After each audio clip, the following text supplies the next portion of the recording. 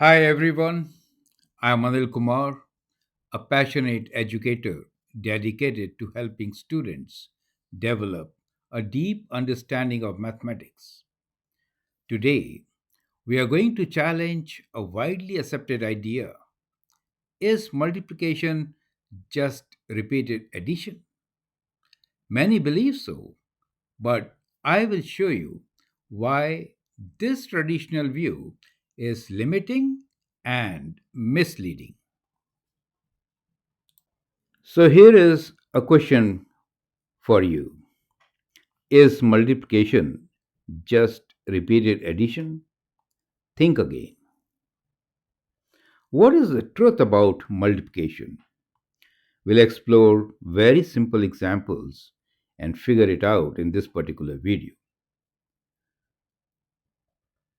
We'll show how the repeated addition model fails, what is the real truth and nature of multiplication, and how it can be used in real world applications. So, as you see on the screen, 2 times 5, is 10. 5 plus 5 is also 10.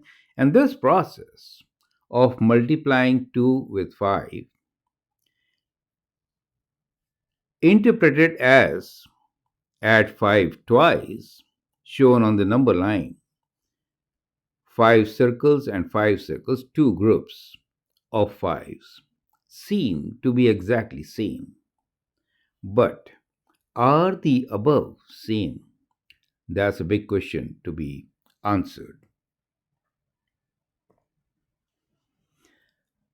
I am Anil Kumar, a passionate educator dedicated to helping students develop a deep understanding of mathematics. Today, we are going to challenge a widely accepted idea: is multiplication just repeated addition? Many believe so, but I will show you why this traditional view is limiting and misleading. Traditional concepts have boxed us in. Let's expand our minds and rediscover truth of multiplication. So once again, let us have a good look at from where we started. 2 times 5 equals to 10 implies two groups of 5 and you get 10. 5 plus 5 equals to 10. Repeated addition of 5, you get 10. On a number line, placing two groups of 5 really represents previous two concepts, connecting multiplication to addition. And this is what we understand multiplication as an operation of repeated addition. So far, so good. Simple examples, easy to make things clear, however, a very bad foundation to build on. And that is where we have a great objection to this idea of limiting multiplication just as repeated addition. Think again. Does it make sense? Are the above statements same? That is what we are looking into in this video. We'll understand the true meaning of multiplication. And now, to highlight what we are saying, here is what it is. If multiplication is just repeated addition, then how do we multiply fractions? Try to do it with this concept on a number line. What about negative numbers? How about real life situations, as in probabilities? Throwing a dice, getting 6, again throwing a dice, getting 6. The probabilities multiply. In all the three examples, Let's say multiplying fractions half times half.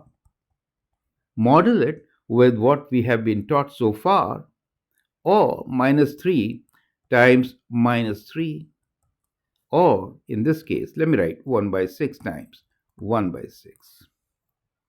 For a middle school student doing all these things where the foundations of multiplication are laid, it is extremely difficult. It's time to think multiplication in the right way so that our students can understand and move forward with a better foundation. So, the whole idea of this video is to bring in the new thought,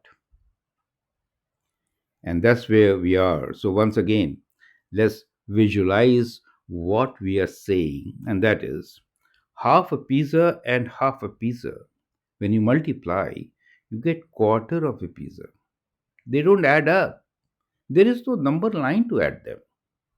Multiplying negative numbers, I've again taken minus 3 times minus 3.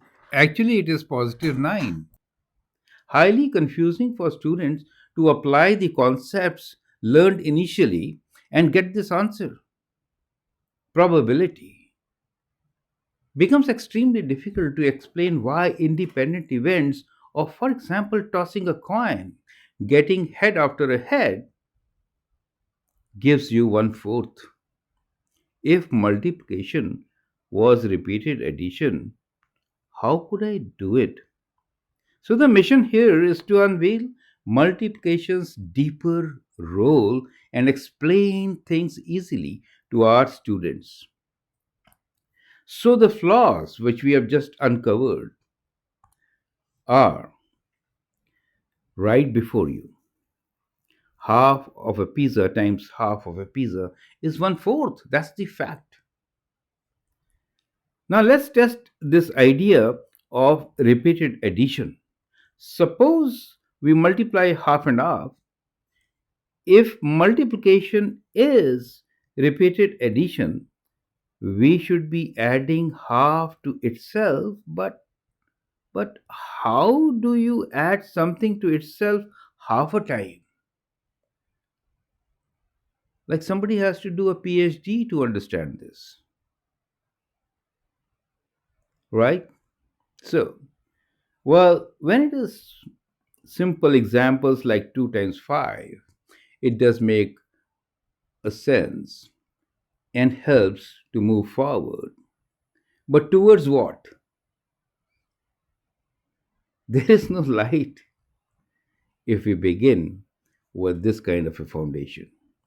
So now, let's see the real meaning of multiplication, right? It is definitely not just repeated addition, right?